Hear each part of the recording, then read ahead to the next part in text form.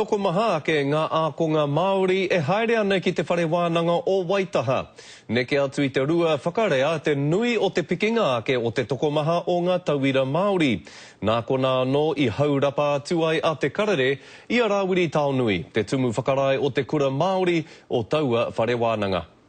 Koe nei pea kai ngā rua mō ngā Māori e whai ana i te mātauranga. Ngā wā o mō, kaore o Waitaha e wāhi tino pai mō tātou te iwi Māori. Koe nei rā, e whakarere ke tā ahua i te mahi o ngā kaiako Māori, ngā kai pena me te tautoko o Ngai Tahu. Neke atu i te kotahi rau rua te kau ngā ākonga i whiwhi tohu i tēnei tau.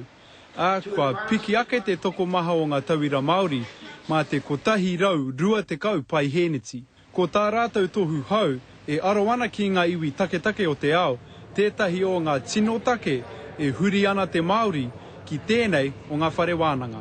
E he ana rātou ki te whakaakonga me pāna i ngā iwi taki i roto i te ao whānui, pērā North America, iwi tuatahi i Australia, ta Karine kei roto Burma. Engari tērā te whakatūpato.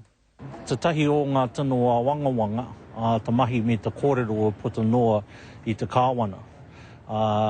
He kinoa e tahi o era mō ngā huarahi mō tātou te iwi Māori roto i ngā wānanga. He oi, kei te anga whakamua tonu te whare wānanga. Kei te tau roa mano te kaumātahi, he ana mātau ki te whakatū i tahi atu tohu hau, Masters of Māori and Indigenous Studies.